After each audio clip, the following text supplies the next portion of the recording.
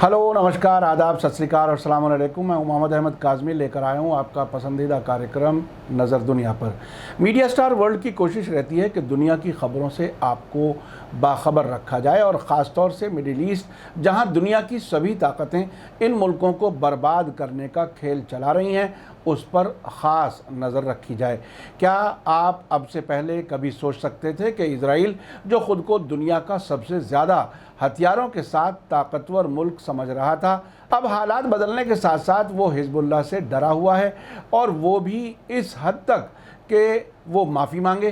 क्या आप सोच भी सकते थे कि इज़राइल को हिज़्बुल्लाह की धमकी के बाद अमेरिका का बहुत बड़ा फ़ौजी अफसर, चीफ ऑफ स्टाफ, अचानक इज़राइल का दौरा करेगा, वो भी कोरोना महामारी के दौरान? आखिर ऐसा कैसे और क्यों हो रहा है, ये बहुत बड़े सवालात हैं। इन ख़बरों के साथ साथ उनके पीछे की हकीकत भी आज आप तक पहुंचा रहा हूं। आपको हमसे ख़बरें ज़रा अलग तरह की इसलिए मिल रही हैं कि अब तक आपको हकीकत बताई ही नहीं जाती थी। हमारे मुल्क का मीडिया भी, जिसे अब अक्सर गोदी मीडिया कहा जाने लगा है, वो इंटरनेशनल ख़बरें सिर्फ वेस्टर्न सोर्सेज यानी BBC, CNN, रॉयटर्स वगैरह से आने वाली ख़बरें ही आप तक पहुंचाता रहा है। लेकिन दुनिया इससे काफ़ी अलग है। ये आपको अब तक मीडिया स्टार वर्ल्ड की ख़बरों से महसूस होने लगा होगा।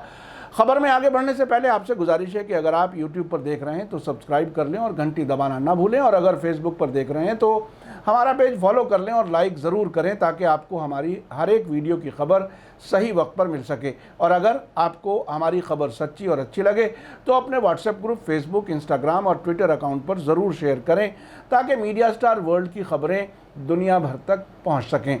आज की बड़ी खबर यह है कि इज़राइल ने हिज़्बुल्लाह की धमकी के डर से यूनाइटेड नेशंस के ज़रिए हिज़्बुल्लाह को एक ख़त लिखा है, जिसमें पिछले मंडे को दमिश्क एयरपोर्ट के नज़दीक इज़राइली हमले में हिज़्बुल्लाह के एक कमांडर के मारे जाने पर एक तरह से माफ़ी मांगी है और कहा है कि हमें नहीं मालूम था कि हिज़्बुल्लाह का कमांडर वहाँ मौजूद था, हमारा निशाना वो नहीं था। मीडिया स्टार वर्ल्ड सिर्फ BBC और CNN जैसे मीडिया पर डिपेंड नहीं करता, बल्कि इस इलाके के मुल्कों के मीडिया पर भी नज़र बनाए रखता है। लेबनान के अलमयादीन TV चैनल ने कहा है कि सीरिया में इज़राइल के हवाई हमले में हिज़्बुल्लाह के एक मेंबर के मारे जाने के बाद इज़राइली गलियारों में हिज़्बुल्लाह की तरफ से जवाबी कार्रवाई से डर ख़त्म नहीं हो रहा है। इज़राइल ने हिज़्बुल्लाह के किसी मुमकिन हमले से बचने के लिए यूनाइटेड नेशंस की मदद से हिज़्बुल्लाह को एक ख़त लिखा है। अलमयादीन TV चैनल ने बताया है कि यूनाइटेड नेशंस को इज़राइल की तरफ से हिज़्बुल्लाह के लिए एक ख़त मिला है, जिसमें इसके मेंबर अली कासिम मोहसिन की सीरिया में दमिश्क एयरपोर्ट के नज़दीक इज़राइली हमले में मारे जाने के बारे में सफाई दी गई है। आपको याद दिला दूँ कि दमिश्क हवाई अड्डे के नज़दीक इज़राइली हमले में हिज़्बुल्लाह का एक काफ़ी अहम मेंबर, जिन्हें अब से पहले कमांडर भी कहा जा रहा था, के मारे जाने के बाद इज़राइल ने लेबनान से लगने वाले बॉर्डर पर एक्स्ट्रा फ़ौज भी तैनात कर दी है। अलमयादीन TV चैनल ने बताया है कि इज़राइल ने इस ख़त में हिज़्बुल्लाह को ये मैसेज दिया है कि तेल अवीव को ये नहीं मालूम था कि वहाँ हिज़्बुल्लाह के मेंबर मोहसिन मौजूद हैं और इज़राइल उनको मारने का इरादा नहीं रखता था। साथ ही इज़राइल ने कहा है कि उसने रूस जैसे इंटरनेशनल मीडिएटर की मदद से हिज़्बुल्लाह को ख़त नहीं भेजा है। अलमयादीन ने बताया है कि इज़राइल ने हिज़्बुल्लाह के नाम अपने इस ख़त में हिज़्बुल्लाह की किसी भी जवाबी कार्रवाई के बारे में वार्निंग भी दी है, लेकिन हिज़्बुल्लाह ने मैसेज मिलने के बाद सिर्फ यही कहा है कि इज़राइल की तरफ से पैदा किए गए हर ख़तरे का मुकाबला किया जाएगा। सोर्सेज के मुताबिक इज़राइल हिज़्बुल्लाह की सरगर्मियों पर गहरी नज़र रखे हुए है, लेकिन इन सब के बावजूद उसकी ये समझ में नहीं आ रहा है कि हिज़्बुल्लाह का जवाब क्या होगा। इस सिलसिले में इज़राइली मीडिया ने इज़राइली सेना के उत्तरी कमान के हेड उमैर बरआम के हवाले से बताया है कि इज़राइली फ़ौज की अपनी जांच इस नतीजे पर पहुंची है कि हिज़्बुल्लाह बदला लेने की तैयारी कर रहा है और हम हर हालत के लिए तैयार हैं। इजरायली मीडिया ने आज ही एक खबर ये दी है कि इजरायली फ़ौज के मुताबिक लेबनान में एक ऑपरेशन के दौरान उसका एक ड्रोन दुर्घटनाग्रस्त यानी एक्सीडेंट हो गया है, वो गिर गया है।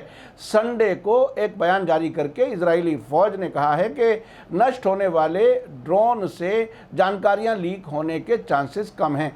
इजरायली मीडिया ने दावा किया है कि तकनीकी खराबी की वजह से ये ड्रोन दुर्घटनाग्रस्त हुआ है।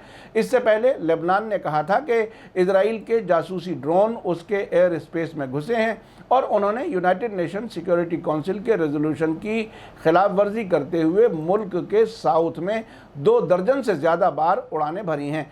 आम तौर पर कोई भी मुल्क अपने नुकसान को इसी तरह से बयान करता है। अगर ये हिजबुल्लाह ने गिराया भी हो तब भी इसे एक्सीडेंट ही बताया गया है। इसी बीच इजराइल के एक बड़े अखबार जेरूसलम पोस्ट में आज ही खबर छपी है जिसमें अमेरिका के बड़े फौजी अफसर के अचानक इजराइल के दौरे की खबर दी गई है। पत्रकार एना अखरोहीम ने लिखा है कि ये हर दिन नहीं होता कि अमेरिकी joint chief of staff Israel में महामारी के दौरान भी दौरे पर आएँ, और इसकी अहमियत तब और बढ़ जाती है कि वे इलाके में सिर्फ इजराइल के लिए ही आए थे, यानी वो किसी और दूसरे मुल्क नहीं गए। अमेरिकी फ़ौज के जनरल और joint chief of staff mark मिले फ्राइडे को साउथ इजराइल के नेफ्तिम एयर बेस पहुंचे और इजरायली डिफेंस फोर्स IDF के मुखिया यानी chief of staff lieutenant general Aviv Kochavi और दूसरे बड़े डिफेंस अफसरों के साथ मुलाकातें की। इसके अलावा वे प्राइम मिनिस्टर बेंजामिन नेतन्याहू और मुल्क के डिफेंस मिनिस्टर और वैकल्पिक प्राइम मिनिस्टर यानी alternate prime minister Benny Gantz और मोसाद के हेड योसी कोहेन से भी मिले। जेरूसलम पोस्ट के मुताबिक इन मुलाकातों में अमेरिकी चीफ ऑफ डिफेंस स्टाफ ने ईरान के ख़तरे और इलाके में दूसरे सिक्योरिटी चैलेंजेस के बारे में बातचीत की है। इसी बीच लंदन से छपने वाले अरबी ज़बान के अखबार रायल यौम ने इजराइल में हिजबुल्लाह और ईरान की तरफ से जवाबी कार्रवाई की वजह से फैली चिंता पर एक रिपोर्ट छापी है जो पढ़ने काबिल है। इसने इजराइल की institute for national security studies INSS की हालिया एक स्टडी के हवाले से बताया है कि अरब मुल्कों में ईरान का बढ़ता असर इजरायली इंटरेस्ट के लिए बहुत बड़ा ख़तरा है और अपने इंटरेस्ट के लिए पुरअमन हालात पैदा करने के लिए इजराइल के पास लिमिटेड ऑप्शंस हैं। इसके साथ ही इजराइल ने ईरान के न्यूक्लियर प्रोग्राम को रोकने, सीरिया में ईरान की मौजूदगी को कम करने और ईरान के मिसाइल प्रोग्राम को ख़त्म करने की कोशिशें तेज़ कर दी हैं। इस इजरायली स्टडी में कहा गया है कि ईरान के मिसाइल प्रोग्राम का मकसद कई डायरेक्शन से इजराइल को निशाना बनाना है। ईरान हिजबुल्लाह को लंबी दूरी के और सटीक निशाना लगाने वाले मिसाइल देगा। इस तरह से ईरान इजराइल के साथ आने वाली जंग के लिए पूरी तरह से तैयार रहेगा और वो सीरिया, ईरान और यमन और कुछ दूसरे मुल्कों से इजराइल पर मिसाइलों की बारिश कर देगा।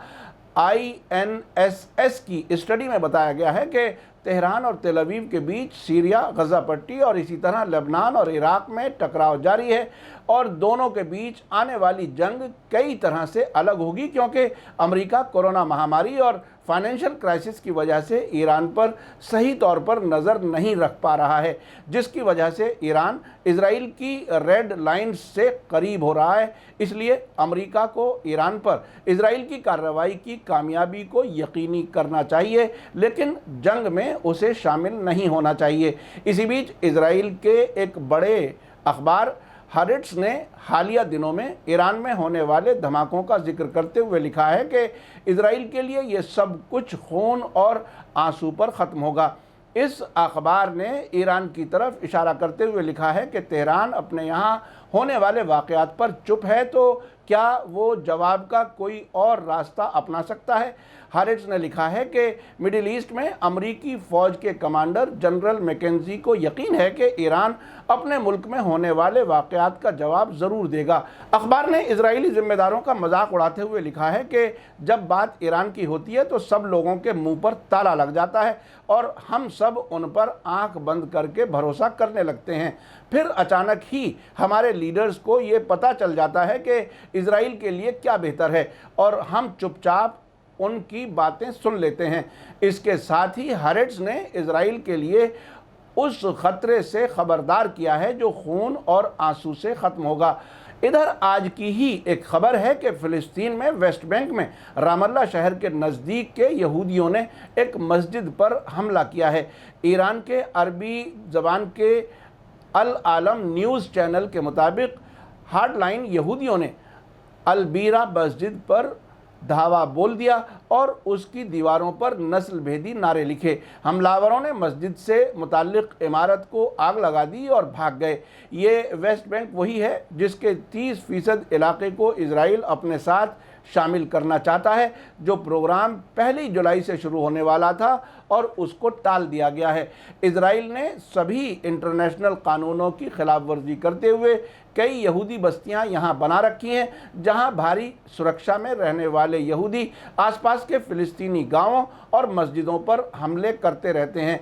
ये तकरीबन हर दिन मुसलमानों के लिए तीसरी सबसे अहम मस्जिद अल अक्सा पर भी हमला करते हैं और इस्लाम मुखालिफ नारे लगाते हैं। ये सारे हमले इजरायली फ़ौजियों के घेरे में रहकर किए जाते हैं। इसी बीच वेस्ट बैंक पर हुकूमत करने वाली फ़िलिस्तीनी सरकार ने, जिसके हेड महमूद अब्बास हैं, जिन्हें अबू माजिन भी कहा जाता है, ने अपनी एक रिपोर्ट में बताया है कि इस साल की पहली छमाही में कुल 27 फ़िलिस्तीनी इजरायली फ़ौजियों की फायरिंग में मारे गए हैं, जिनमें 7 बच्चे और 2 लेडीज़ भी शामिल हैं।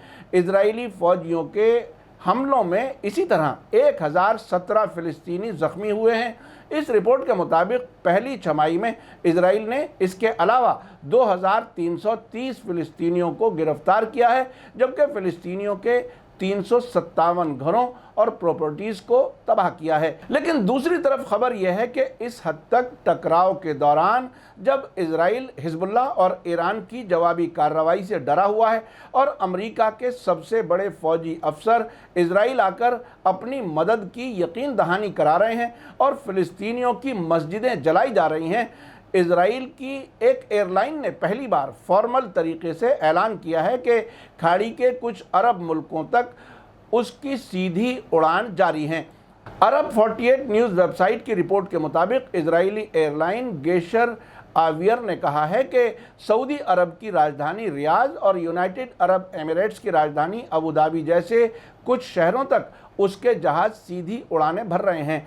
इस इजरायली एयरलाइन के डायरेक्टर नीर ब्रोशताइन ने बताया कि उनकी कंपनी के ज़्यादातर ग्राहक बिजनेसमैन हैं और हम प्राइवेसी के हक़ के कानून की वजह से अपने ग्राहकों के नाम नहीं बताएंगे।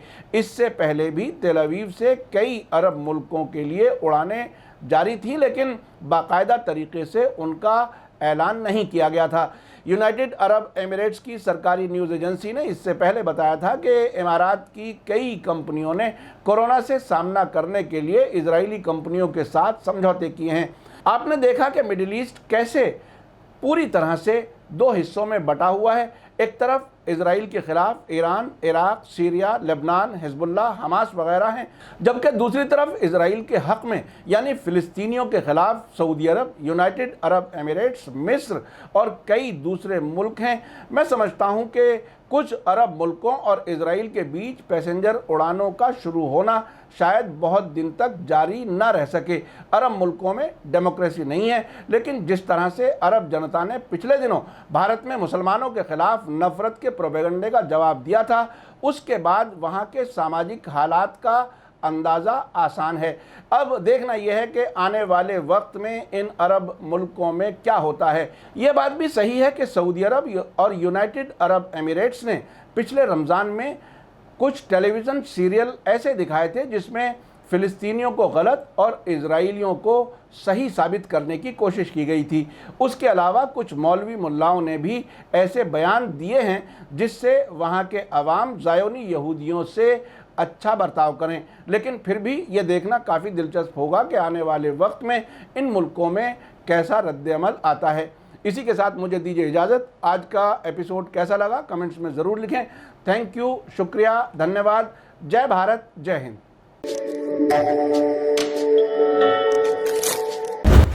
मीडिया स्टार वर्ल्ड के और वीडियो देखने के लिए हमारे चैनल को सब्सक्राइब करें और सीधे नोटिफिकेशन पाने के लिए बेल आइकन दबाएं। और अगर हमारी खबर सच्ची और अच्छी लगे तो अपने व्हाट्सएप, इंस्टाग्राम, फेसबुक और ट्विटर अकाउंट पर ज़रूर शेयर करें।